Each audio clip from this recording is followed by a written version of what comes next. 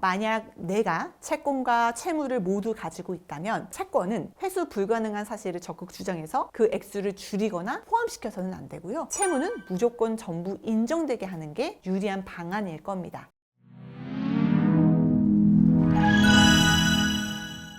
안녕하세요. 재협하는 남편 이혼 전문 안수연 변호사입니다. 오늘은 재산분할에 관한 이야기를 준비해 보았습니다. 제 채널을 구독 중이시라면 재산분할에 대해서는 정말 많은 정보를 알고 계실 텐데요. 이혼할 때 재산분할을 한다는 건 첫째로 부부 각자 명의로 된 재산이 무엇인지를 확인하고, 둘째로는 총 재산을 몇 대의 몇으로 나눌지, 그 재산을 형성, 유지, 증식하는데 어떠한 역할을 하는지를 다투어 기여도를 정하는 문제라고 설명을 드렸습니다. 기여도를 정하는 문제도 너무 중요하지만 그 전에 재산분할 대상이 되는 재산이 무엇이 있는지 밝히고 찾아내는 과정은 더 중요하다고 말씀드렸었는데 기억하실까요? 이 과정을 재산 목록을 정한다라고 하는데요. 이때 상대방이 가진 재산은 1원이라도 더 찾아내려고 하고, 상대방이 가진 빚은 부부 공동생활과 상관이 없이 혼자 쓴 빚이라고 주장해서 재산분할 대상에 넣지 않으려고 합니다. 여기서 재산분할의 대원칙이 나오죠. 바로 상대방의 적극재산은 많이, 소극재산은, 즉 빚은 적게, 그리고 나의 적극재산은 적게, 소극재산은 많이 주장하는 것이 유리하다는 겁니다.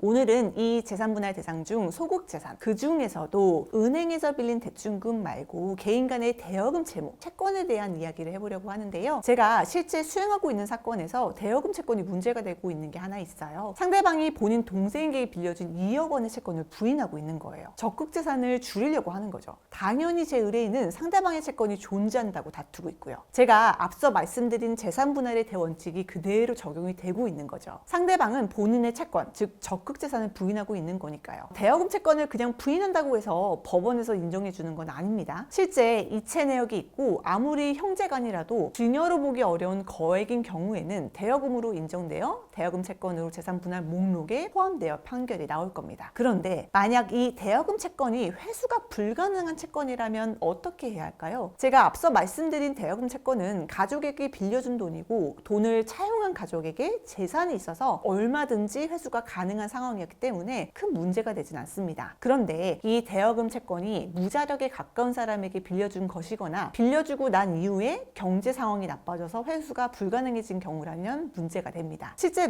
아내가 사채업을 하면서 생활비를 벌고 남편은 건설 현장에서 일을 하면서 살고 있는 부부가 있었어요. 갑자기 경제 상황이 악화가 되면서 아내가 돈을 빌려주었던 사람들이 개인회생이나 파산을 하고 돈을 회수하기가 어려웠습니다. 아내는 사채업을 영위하기 위해서 빌린 채무도 있었겠죠. 그래서 이 대여금 채권은 회수가 불가능하니 제외하고 채무는 모두 포함해서 재산분할을 해야 한다고 주장을 했어요. 남편은 아내가 가진 대여금 채권의 회수 가능성을 따지지 않고 모두 인정해야 한다고 주장을 했고요. 법원은 이 대여금 채권이 부부 공동재산의 형성에 수반하여 부담한 채무라고 인정을 하면서도 아내가 빌려준 금액 전부를 회수할 수 없는 사정을 일부 인정해 주면서요, 회수 가능한 금액만을 채권으로 인정을 했습니다. 예를 들어 어떤 사람에게 3억 원을 빌려줬는데 이 사람이 파산을 해버린 거예요. 그래서 채권을 회수하기 불가능하니 이건 인정하지 않았고요. 만약에 2억 원을 빌려준 사람이 대물변제 약정을 해서 받아낸 채권이 있는 경우에 이 대물변제로 받게 된 부동산의 실체 가치가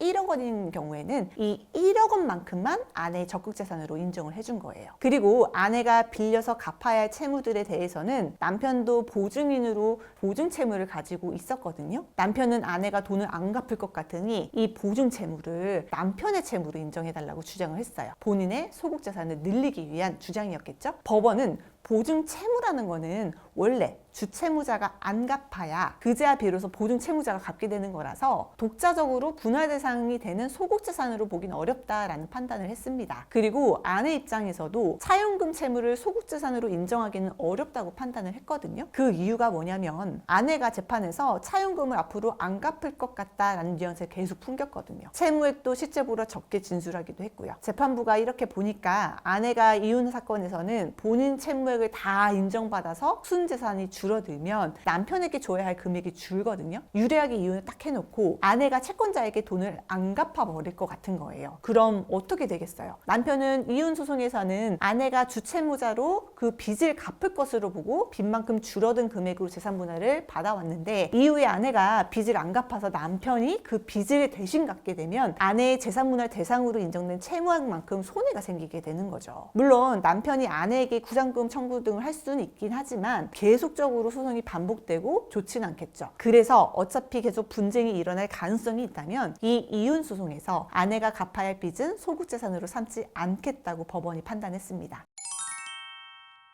제가 앞서 설명드린 사례에서처럼 만약 내가 채권과 채무를 모두 가지고 있다면 채권은 회수 불가능한 사실을 적극 주장해서 그 액수를 줄이거나 포함시켜서는 안 되고요. 채무는 무조건 전부 인정되게 하는 게 유리한 방안일 겁니다. 반대 입장에서는 회수 가능한 채권이라는 점과 변제하지 않아도 될 철무라는 점을 주장을 하겠죠. 실제로 재산분할 소송으로 들어가면 부동산 하나 놓고 분할하는 간단한 사건보다는 각종 대여금 채권, 물품 대금 채권, 부실한 법인의 비상장 주식 등 어떻게 가치를 평가하는 것이 유리할지에 대한 고민이 필요한 복잡한 사건들이 더 많이 있습니다. 그래서 되도록 법률 전문가의 의견을 구해보시기를 추천드려요. 만약 이혼하는 배우자에게 대여금 등의 채권, 채무 등이 있다면 재판에서는 주장을 번복하는 게 좋은 영향을 미치지 않기 때문에 처음부터 어떠한 방향으로 주장해야 될지 신중하게 결정하셔야 됩니다. 재산 분할에 관한 다양한 정보를 드리고자 노력하고 있습니다. 오늘 영상과 관련해서 더 궁금한 점이 있으시다면 언제든지 편하게 문의 주세요. 제가 직접 친절하게 상담 도와드리겠습니다. 다음에도 도움되는 주제로 찾아뵙겠습니다. 감사합니다.